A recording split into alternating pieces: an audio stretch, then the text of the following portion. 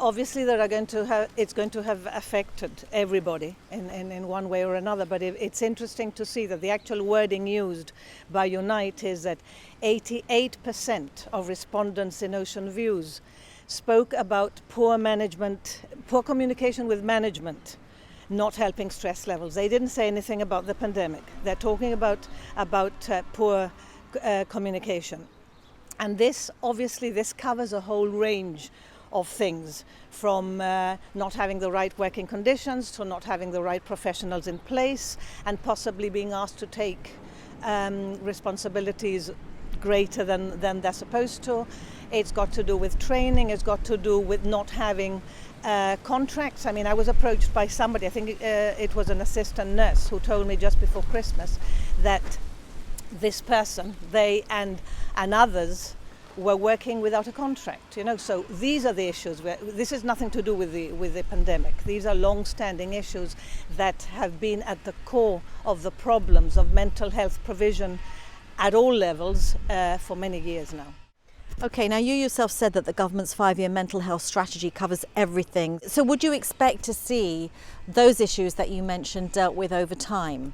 Well, I would expect to see that, but unfortunately we haven't really seen any major improvements in the system. We still get people telling us that they can't get appointments, with a psychologist or with a psychiatrist. And the fact of the matter is, as we pointed out in our previous, the second last press release, that there is a huge fallout of professionals, people leaving the system or people not having their contracts renewed.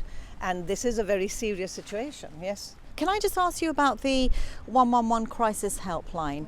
I'd like to know what your experience of this is through people that you're in contact with, because this number is obviously shared with COVID-19. Are you concerned at all that it may interfere with those who are trying to call the 111 helpline because of a mental health crisis? Well, I think people in general are finding it difficult to get through a number of different phone lines. And the problem with the 111, yes, apart from the fact that a lot of people might be clogging up the system because of the demand of trying to get through, the problem is that once you get through, people are not necessarily seeing who they need to see. I mean, I remember when I was first interviewed after the new strategy, the 111 strategy had been introduced, and I was optimistic at the time, and I remember speaking about a particular person who had got in touch with me.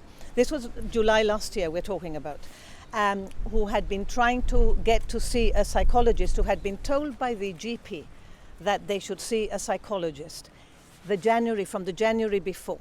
Now this person now, January a year later, has still not been seen by a psychologist. They got an appointment and they got to see an approved mental health practitioner, but they did not get to see the psychologist. The follow-through is still very, very, very delayed.